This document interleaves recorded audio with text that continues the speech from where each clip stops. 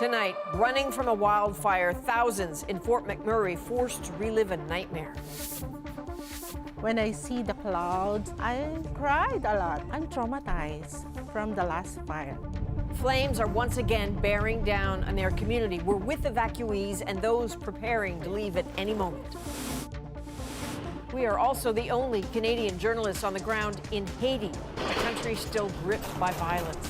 Here in Cap-haitien, they're taking steps to make sure the gangs don't get into this city.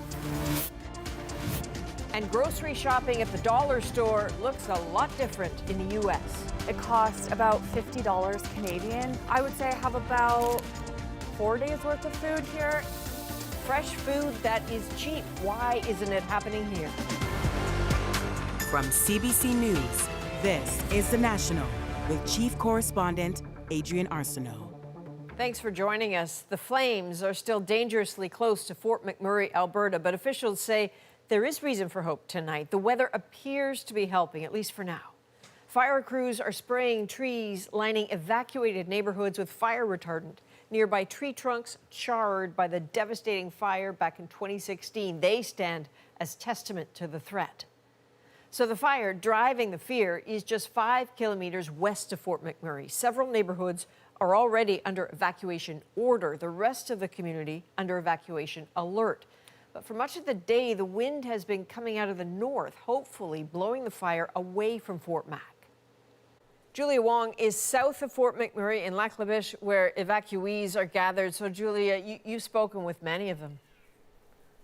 Yeah, I have, and I'm hearing a range of emotions. You know, for many of them, the 2016 wildfire is still very fresh on their minds, and some are not taking any chances.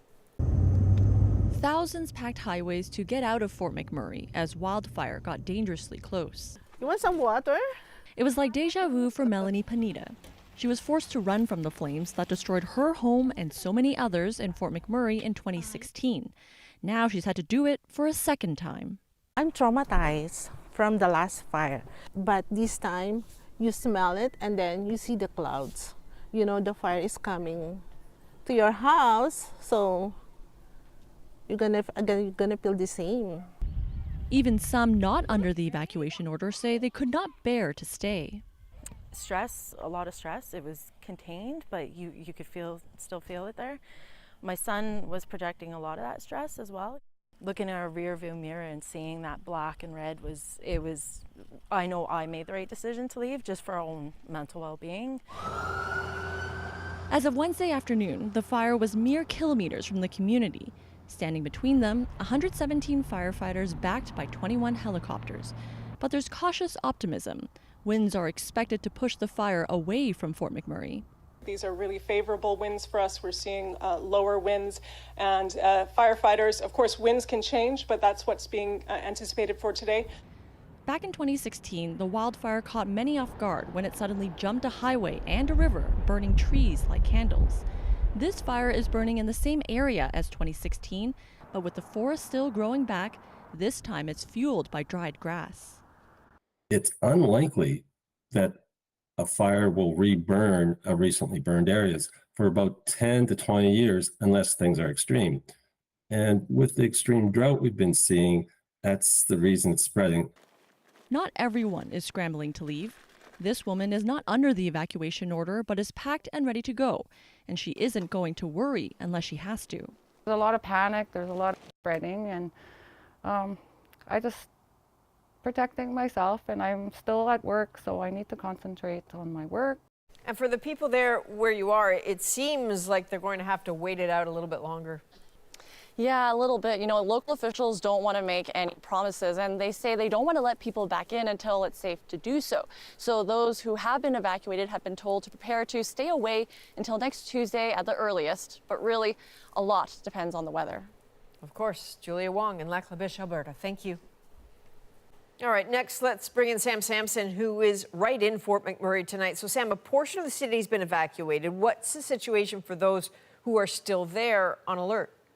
Well, it's kind of a mixed bag of the community happening here right now. So one portion of Fort McMurray, those who stayed during the evacuation alert, They are anxious. They've got their go bags ready. They have dried goods, souvenirs, all the things that they want to take with them should they be forced to leave at a moment's notice. That anxiety, many people are telling me, is coming from 8 years ago when that massive fire ripped through here and forced the entire community to flee all at once. It's triggering a lot of traumatic memories. Now, the other group that I'm speaking with here in Fort McMurray, the other group of people, are really calm about this situation. One woman really said she's trying not to waste her energy until she absolutely has to on feeling these really intense feelings. And she said she's not going anywhere in her home until someone knocks on her door and orders her to go. The group of people that have been forced from their homes, this is a barricade into one of those neighborhoods. There are 4 neighborhoods in Fort McMurray. If you can prove that you live in one of those neighborhoods, the RCMP will let you through, but only for a brief matter of time to gather the things that you may have forgotten during that frantic period when you're trying to gather all of your items right before you leave your home. So there's quite a few emotions and a lot of anxiety in the air here at Fort McMurray. I bet. All right, Sam Sampson in Fort McMurray. Thanks, Sam. In BC, firefighters are throwing everything they've got at a fire right on the edge of the town of Fort Nelson. The mayor tonight says he is hopeful. With the weather the way it is, and if it holds, then they've pretty much corralled this thing, and they're going to kill this beast. But he went on to highlight fears about a second fire that's about 25 kilometers away, out of control and growing pretty fast. In Manitoba, the fire that raced towards Cranberry Portage this weekend is still being held at bay just a kilometer from the community. Well, tonight, CBC News can take you inside Haiti, a country in crisis gripped by violence that's displaced thousands and left thousands more dead. Gangs have taken full control of the capital, but the misery extends well beyond Port-au-Prince. Cap-Haitien is one of the safer cities in Haiti, but it too is grappling with extreme poverty, hunger, and frustration. So that is where Paul Hunter is tonight. Paul, you and the team are the only Canadian journalists in Haiti right now. Your insights are really valuable. What are you seeing? Hey, Adrian. Yeah, the worst of Haiti is in the capital right now, but the effects of the gang violence are being felt throughout the country, not least here in Cap-Haitien. In central Cap-Haitien, another spot check. On so many street corners throughout the city, police are on the lookout for gang members infiltrating from Haiti's destitute and gang-ridden capital, Port-au-Prince. Indeed, security in this city is on full display because the fear is that the violence in Haiti's capital will spread. To the south, the gunfire in Port-au-Prince is near constant. Haiti's capital is one of the most violent and deadly places on earth. Paramilitary gangs now control almost all of the city, including roads in and out. For Haitians who haven't fled their capital in fear, famine now looms. There is no functioning government in this country. Back in Cap-Haitien, the effects of the gangs in the capital are felt everywhere, with poverty and hopelessness at times overwhelming. Here, frustration at Haiti's worsening spiral has turned to anger. Life in this country, we're told, is unbearable. We need freedom, we need job, we need hospital, we need education. We need to live like human beings. We need to live like people. We are not living. We live like animals. Haitians now await the arrival of foreign forces led by Kenya, aimed at helping Haiti's police in the capital, who are simply outgunned. The help is welcomed by most, but some Haitians worry the incoming foreign forces, some of them trained by the Canadian military, will act as occupiers, imposing their way on this country. I want the world to let Haitians find the way to help Haiti, this man told us. Others underline the needs in Haiti go well past simply the capital. I just hope, we're told by Pierre Evrose, mayor of Cap-Haitien, that the international plan to help Haiti focuses on more than just Port-au-Prince. We also need help, she says. And so they wait. But desperation grows daily. And Paul, I gather you're heading south soon to the capital, but as you mentioned, the roads in and out are controlled by gangs. Yeah, so we expect to helicopter in Adrian, and land in the capital, but just outside the worst parts of that city. But then we'll go in with security, of course. The reason for going in is to speak with Haitians caught in the middle of all this and to hear from them directly their thoughts on the situation, their thoughts on the foreign forces coming in, and their thoughts, quite frankly, on whether there's still reason to have hope for this country. Adrian. Okay, please look out for each other. Paul Hunter in Cap-Haitien, Haiti. Slovakia's prime minister is in hospital tonight after being shot multiple times in what his office is calling an assassination attempt. So the shooting happened while Robert Fico was speaking to a crowd in the town of Handlova. He was airlifted to hospital in life-threatening condition, but is now stable after an emergency surgery. A 71-year-old suspect was arrested at the scene. The shooting is being described by the government as politically motivated. Next door in Ukraine, the president there is canceling all upcoming foreign trips to focus on the immediate war. This as Russia pushes into the northeast Kharkiv region. As Kitty Simpson tells us, new military aid from the U.S. is trickling in, but the concern is it's too late. In the heart of this residential Kharkiv neighborhood, there is panic and pain as some 20 Ukrainian civilians are hurt in yet another Russian airstrike. The recent attacks seem relentless, triggering dangerous evacuations in some parts of the city. All while Ukrainian soldiers have been unable to hold off advancing Russian ground troops along the northeastern front.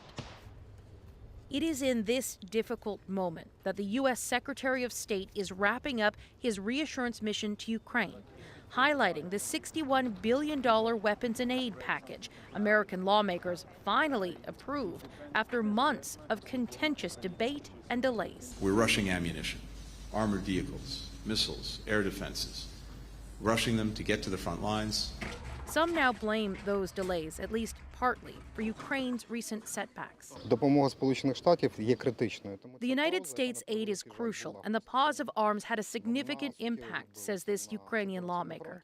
The front line is moving faster than we would like, he says. It is a direct consequence of deliveries being on hold. Ukraine really cannot wait for these U.S. munitions to arrive, the $61 billion in aid. They are in a real hurt box right now. Ukraine's struggles are being celebrated in Moscow, where President Vladimir Putin held a meeting with his military leaders. The work is proceeding according to the plan, Putin said, vowing to supply his troops with all of the weapons they may need. Russia's advances are so concerning that Ukraine's president has canceled all of his travel to focus on frontline fighting. The White House says it's working on an additional weapons package. Katie Simpson, CBC News, Washington. Thousands marched in the occupied West Bank, marking the Nakba, the mass displacement of Palestinians during the creation of Israel in 1948. Chris Brown spoke with Palestinians today who tell him they think the ongoing conflict in Gaza mirrors the suffering all those years ago. In the occupied West Bank city of Ramallah, a siren wailed, and people wore the colors of Palestinian nationalism. For most Palestinians, the Nakba, or catastrophe in Arabic, is the defining event of their history, when in earlier generation, roughly 700,000 people fled or were expelled around the time the State of Israel was created. It affects me because after 75 years, this is still happening and it's gotten so much worse. It's sickening.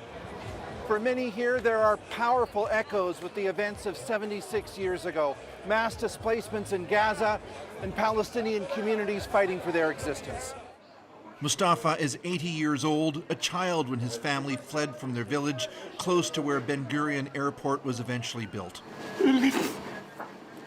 He tears up talking about his family's loss, but he says it does not compare to what Gaza is enduring now. The Israelis didn't kill like the way they're killing now, he says. What's happening in Gaza is unprecedented. Children are in pieces. In Gaza, the UN says 450,000 have fled Israel's offensive in Rafah, the southern city many have been told to move to for safety. The 48 Nakba was easier than today's Nakba, said Ahmed Musleh. Today's Nakba is general misery for everyone. The UN says more than 35,000 Palestinians have been killed in Gaza since Hamas attacked Israel on October the 7th, killing 1,200. Israel then retaliated, leaving Gaza in ruins. We were bombed and then we came here and 22 were martyred. I buried them all one by one, said Abdel Nasser Abdel Bari. This is the destruction of what we spent our entire lives building. The fighting appears to be worsening, with Israel claiming it's killed dozens of militant fighters in the last 24 hours, and Gaza health officials saying 82 more Palestinians are dead. Chris Brown, CBC News, Ramallah. The Ontario man who calls himself the Crypto King has now been arrested and is facing several charges. Aiden Pleterski is accused of running a $40 million Ponzi scheme, spending investors' money on lavish travel and luxury cars. The 25-year-old is now charged with fraud over $5,000 and laundering the proceeds of crime. We are expecting more details from police tomorrow. In Saskatchewan, the town of Assiniboia is coming to grips with disturbing new allegations involving a man already charged with sex crimes against children. As we first reported last night, police now say there are at least 29 more victims. Jason Warwick takes us inside the community. I just feel sick in the stomach, just sad. Fern Bouvier says he is in shock after a man whose home was a licensed daycare was charged in the alleged abuse of more than 30 children between the ages of 18 months and 17 years old. It is a surprise, just a regular town, like most towns are. Back in November, Richard Dyke was charged with sexual offenses against 3 children. Now, Saskatchewan RCMP say they've laid a total of 73 charges involving 32 alleged victims over nearly 2 decades. They include sexual assault, sexual interference, making child pornography, and voyeurism. According to court documents and residents, his wife operated the daycare in their home. While she is not facing charges, some of the incidents are alleged to have occurred in that house, as well as other towns across Saskatchewan. One mom says she lived on the same block as Dyke. She says she's now hesitant to trust anyone with her kids. I'm terrified. As a mom of 2, I don't think I would send my kid to a day home ever after hearing this. Another mom says she hopes someone is helping all of those alleged victims. In a small town, we feel like we're a tight-knit community and everybody knows everybody. It's almost like nowhere's safe. What are we supposed to do for our children to protect our children? As for investigators, they say the volume and scope of the allegations make this case unique, and they have not ruled out the potential for more charges. And here's one final number, 1.5 million. That's the number of pieces of digital data analyzed by RCMP since his initial arrest back in November. As for Richard Dyke, he remains in custody. His next court appearance is in early June. Jason Warwick, CBC News, Assiniboia. Brazil and Afghanistan are facing flooding so severe it's become deadly. They've lost their houses. They know that the future looks very, very bleak. Scientists explain what's behind the destructive weather. A new study says more women in the OR could be good for your care. Hiring and retaining more female clinicians is not only about doing the right thing, but it's really doing the smart thing. And the poodle that became top dog. Anybody involved in dog shows would know Sage. If they didn't before yesterday, they do now. We're back in 2.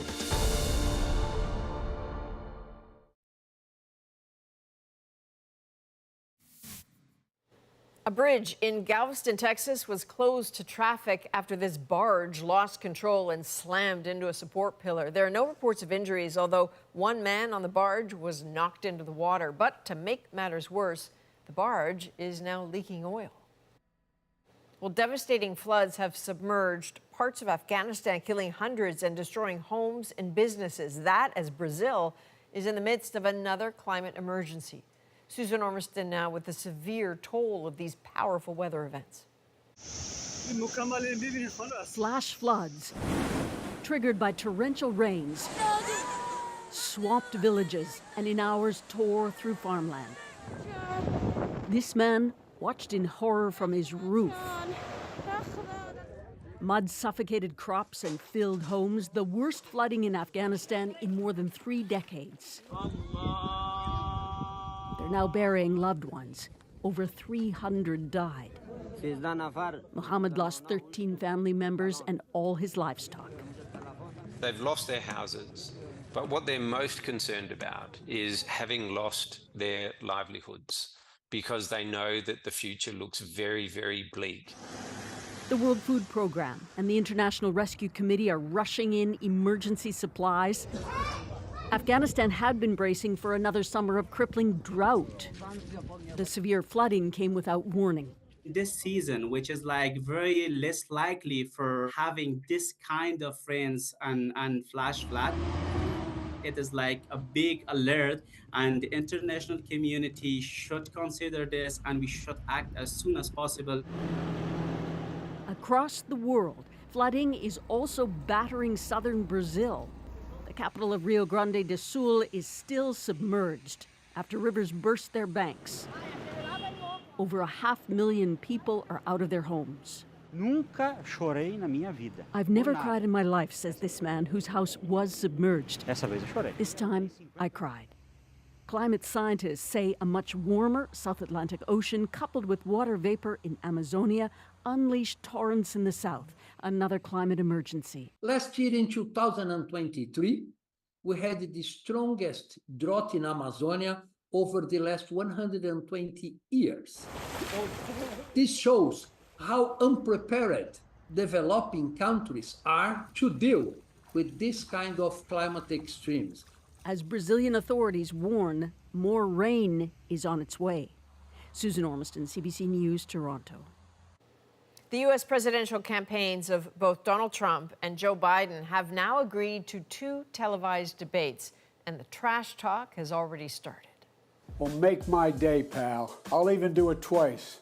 So let's pick the dates, Donald. I hear you're free on Wednesdays. That last bit is a reference to Trump's current criminal trial, which isn't in session on Wednesdays. The actual dates of those debates are set for June 27th and September the 10th. That is after the jury is expected to deliver a verdict. Until that verdict, Trump will be back in a Manhattan courtroom, and our reporters will be on the case. And here is the winning ticket that guarantees a seat in the courthouse. No phones permitted in the courtroom, only laptops. There's been a lot of blockbuster testimony from star witnesses. Our correspondents are here to make sense of it all. Next. $8 for 5 slices of turkey. And for Canadians feeling the pinch at the grocery store, could dollar stores be the answer? We have our local potatoes. As you can see, we can't keep it full. The National breaks down the stories shaping our world. Next.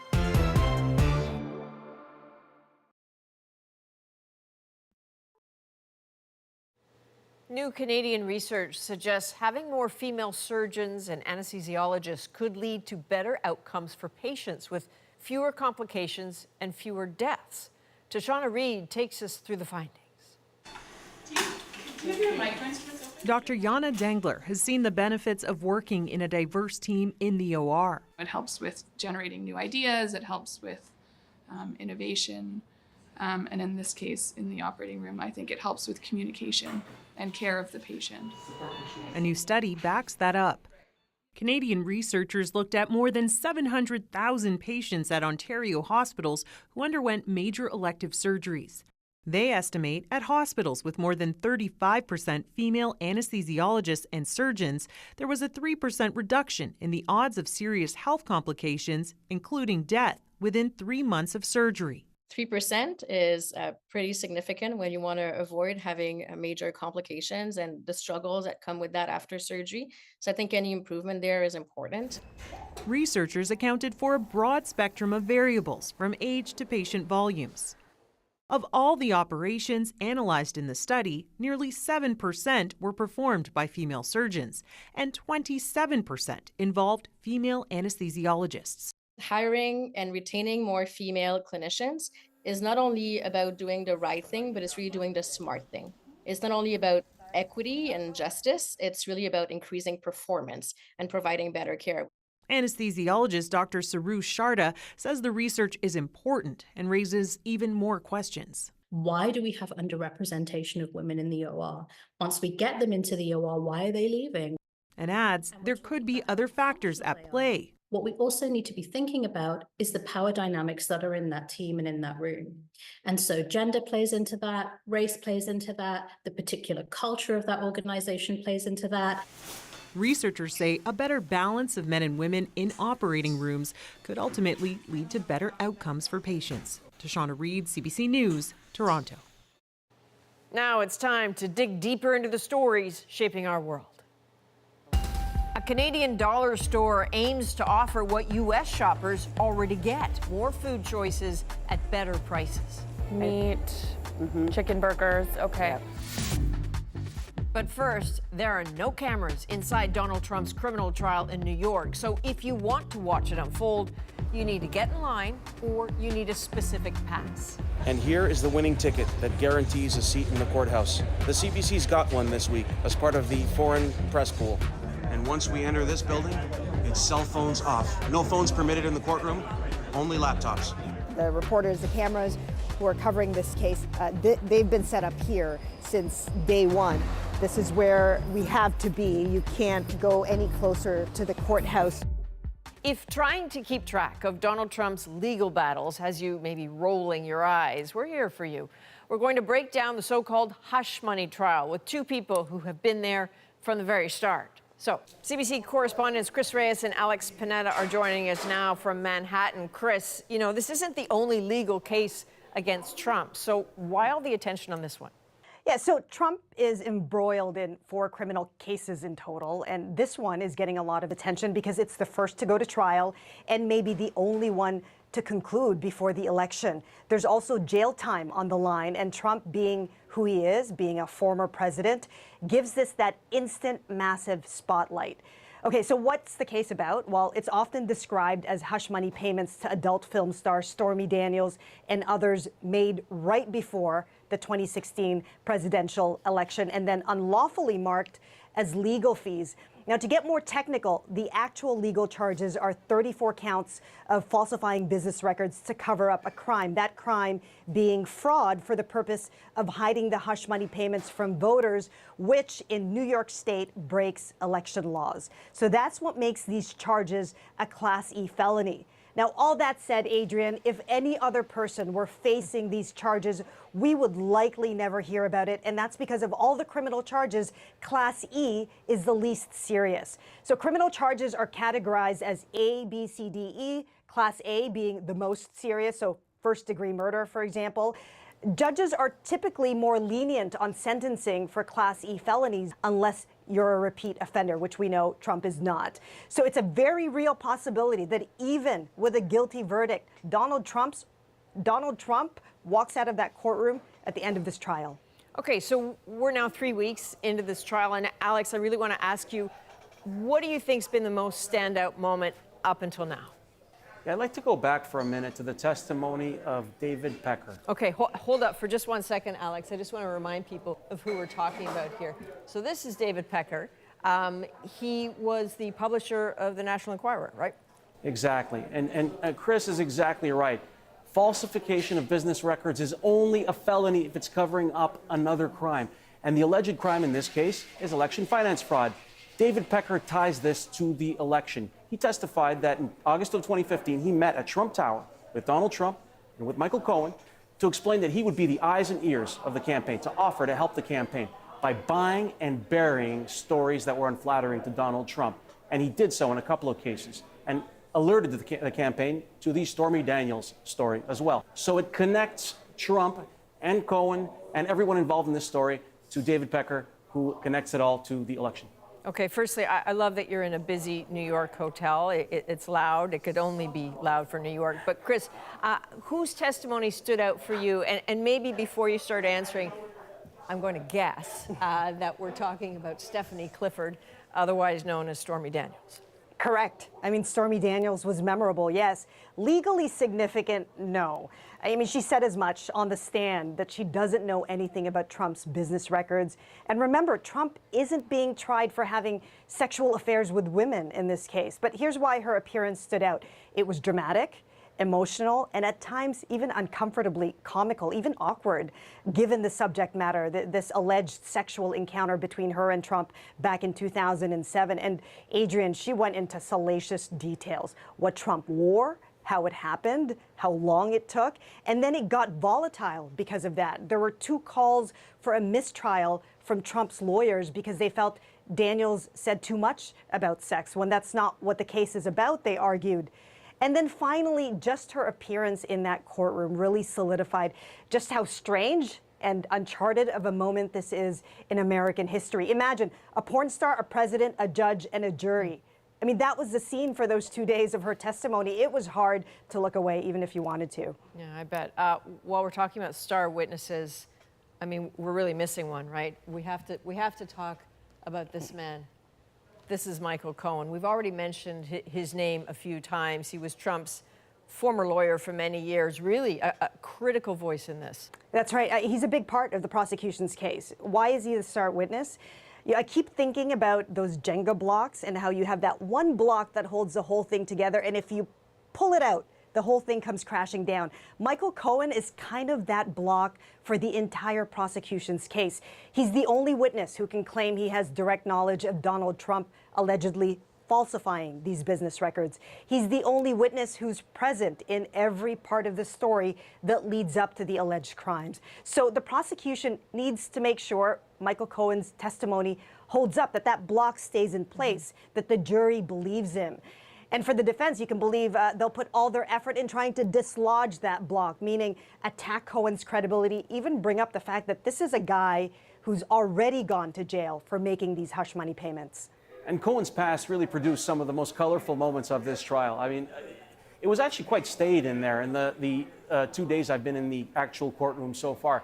But when the cross-examination started, when Cohen started getting grilled about things he has said and done in the past, the times he said that he wants to see Donald Trump locked up like an animal, to go to jail, they really were trying to chip away at his credibility. And you could hear jurors stifle laughs when they heard some of the very colorful things that Cohen said in the past.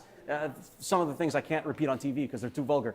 And you'd actually hear some of the Republicans in the room, you know, making a political pilgrimage there to support Donald Trump, potential cabinet members in a future Trump administration who are coming there to show their support. Well, they started laughing too, and they appeared to be quite pleased with the cross-examination after what had been a pretty somber and sober opening to the Cohen testimony. So, hey, Alex, you talked about Republicans in the courtroom. Everything's political here, right? So let's look at some polling data. Here's a question. Would you vote for Republican candidate Donald Trump or Democratic candidate Joe Biden if Donald Trump was found not guilty, 46%, guilty without prison, 39%, guilty and prison, 37%? What do you make of those figures, Alex? I mean, that's huge. I mean, a drop of 7%, 9% in a presidential election makes all the difference in the results of the race. I will add a big caveat to that in a moment, but I just want to say that people are looking closely at this trial as potentially the only thing visible on the horizon that could actually change the trajectory of this race right now. Because if you're being honest, Donald Trump has got to be considered the front runner at this point, or certainly is by most people. If this were any other election involving any other candidate than Donald Trump, you'd be looking at some of the numbers in some of the swing states and saying, he's favored to win at this point. And not a decline in gas prices has helped Joe Biden.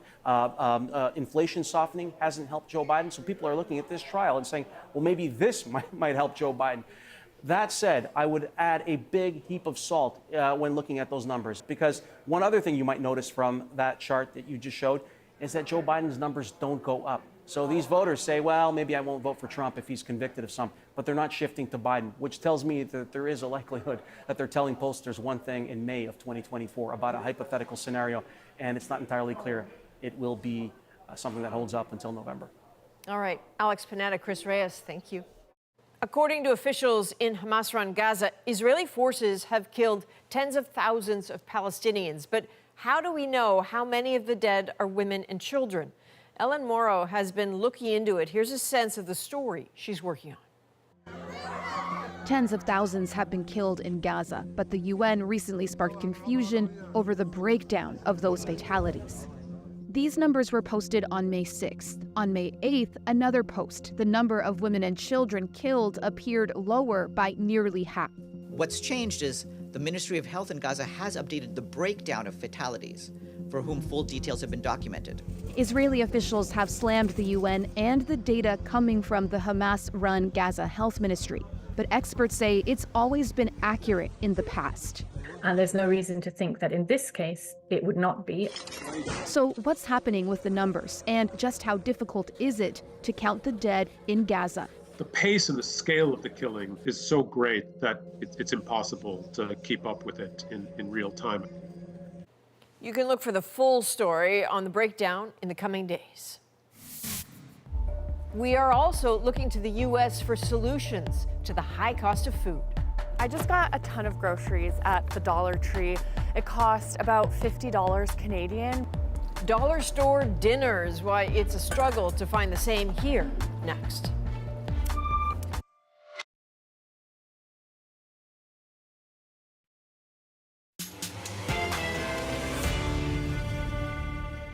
Cash-strapped Canadians are hungry for what U.S. dollar stores offer. Name brand products, excellent. Frozen vegetables. Now, one Canadian chain aims to fill that demand. The big stick bolognas, absolutely. In a Newfoundland store, we can't keep them. They're even trying to bring in fresh produce. So are dollar stores the answer to high prices at those big grocery stores? Anya Zolojowski breaks it down for us. If you live in Toronto, you need to run to Loblaws and get this right away. You're gonna get nothing, zero. You're gonna buy nothing at Loblaws because it's too expensive. Canadians are fed up. Your total is $250, okay? $8 for 5 slices of turkey. Are cheap groceries even possible? We're actually making this breakfast with an omelet, yogurt, waffles, even a smoothie, with items bought at an American dollar store, where there are more low-cost food options available. Because typically, you can't find food like this at a Canadian dollar store. But could that change? We're in Buffalo, New York, because believe it or not, a ton of grocery items, fresh and frozen and cheap, are available at dollar stores across the US. Let's make some Dollar Tree gumbo. Social media is buzzing with recipes made entirely with food bought at dollar stores. You can make this 3-course date night dinner for just $15. Prices start at $1.25. Cheese, bottles of milk, frozen fruit, with some, like frozen pizza and meats, maxing out at $5. I just got a ton of groceries at the Dollar Tree. It cost about $50 Canadian, but there is a lot of food in here. I got food for breakfast, lunches, dinners. I would say I have about 4 days worth of food here. It's a big help for shoppers like Joanne. Name brand products, excellent. Frozen vegetables. I mean, I hear family that comes and runs here and gets stuff because it's cheaper than in the grocery stores. And Queen. My juices, cabinet items, pantry goods. Here in Canada, you could probably find stuff like this macaroni at a Dollarama, but not things like this frozen asparagus or this cream cheese that we used here, which was $1.25 American at the Dollar Tree. Here in Canada, the comparable option we could find was about $2.50 Canadian or $3 Canadian. So I don't eat meat, but we found this frozen salmon for $5 American. The Dollar Tree also had bacon, sausage, whatever you want, really. Here in Canada, we found a similar salmon for $8 Canadian. Dollar stores are not typically grocery stores, but in Dollarama, you can find bread, soups, canned foods at a discount, in part because they limit brands. But they have no freezers, no fresh food, and no plans to expand their offerings. They didn't tell us why. 5 companies dominate Canada's grocery scene. Canada's Competition Bureau says more could help prices, including by allowing foreign chains into our market.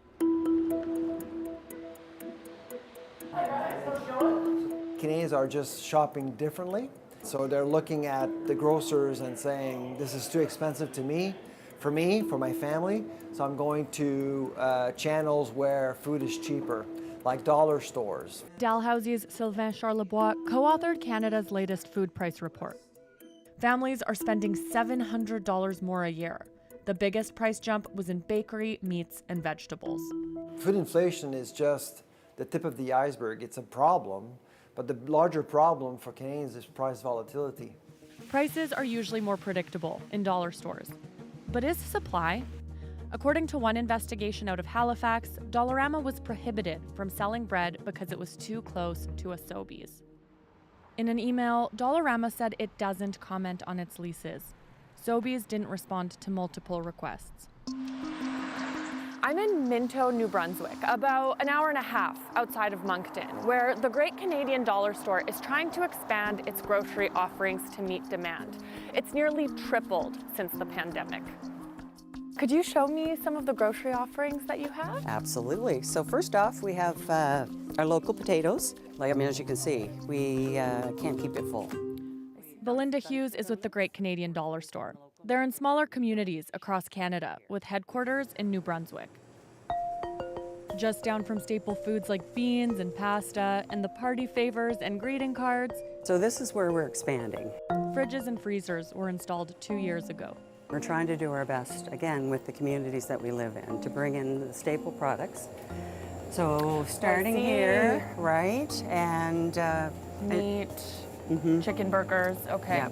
59 stores have done this so far, selling frozen meats, cheeses, dairy, and it's new territory for stores like this. But Belinda says customers asked them to offer more. One big seller is bologna. Flies off the shelf. Wow. The big stick bolognas, absolutely. In a Newfoundland store, we can't keep them. So how does this dollar store do it? They buy bulk, as local as possible, and have high turnover of products, so prices can remain stable. It's predictable. Yeah, we adjust our margins so we can keep those staple items that we know they need, the basic items, and we can adjust our margins with the other items that we have. Prices are pretty comparable to the local Foodland, owned by Sobeys. Still, Belinda would like to expand beyond processed foods. They may not be the healthiest, but then they can go to a grocery store and supplement that. With the add fruits the and fresh, veggies. yes, the Have fresh you produce. Considered bringing in fresh produce? We are. That's it. Yeah, You we're sourcing that are? as we speak. But produce is harder to stock and sell. You see, healthy categories like produce, all these categories, prices are incredibly volatile. And that's the problem in Canada. It can be tough to find fresh food items at affordable prices. And that person walks away from that thinking that that category is unaffordable for me and for my family. So price volatility is a killer for healthy lifestyles. People want more options, more food in more stores that is healthy, priced fairly and predictably. So Anya, Belinda mentioned that there is an increasing demand for fresh food at dollar stores. Any way to quantify that demand? Yeah, studies are starting to come out. One U.S. study found that the vast majority of people, more than 80%, are interested in seeing healthy food at dollar stores. The same survey found that people avoid dollar store food because they worry about quality, but they'd take advantage of dollar stores more if they could find fresh, healthy options. And have you seen any hint that dollar stores have been able to do that, offer fresh fruit, fresh veg? In the U.S., some Dollar General stores have been able to offer fresh food, or fresh produce rather. It's just trickier because fresh produce has a shorter shelf life than things like eggs, milk, cheese. And so the risk is that it won't sell before it goes bad. But, you know, it's possible. Okay, Anya, thanks very much. Thank you so much, Adrienne. Coming up next, the best in show at this year's Westminster Dog Show. Anybody involved in dog shows would know Sage. If they didn't before yesterday, they do now. The perfect poodle in our moment.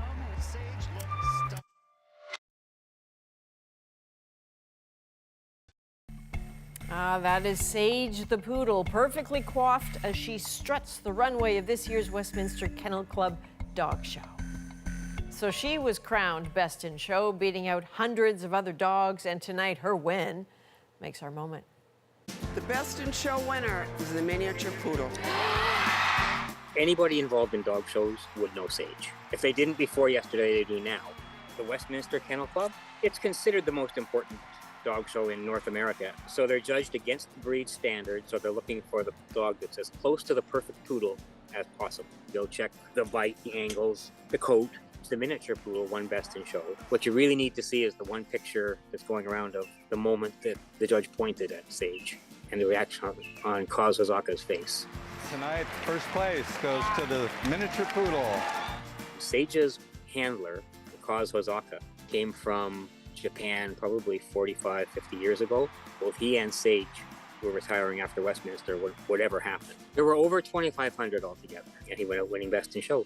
Canada was well represented. Frankie, the colored bull terrier from Thunder Bay, won the terrier group. Our breeding programs are competitive with the best in the world.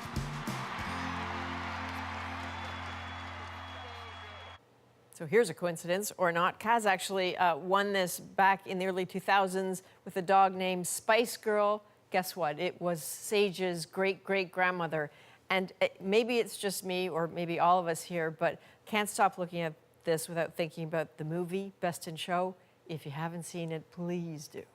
From all of us at The National, thank you for being with us. You can watch anywhere, anytime on the free CBC News app and subscribe to The National's YouTube channel. I'm Adrienne Arsenault. Take care.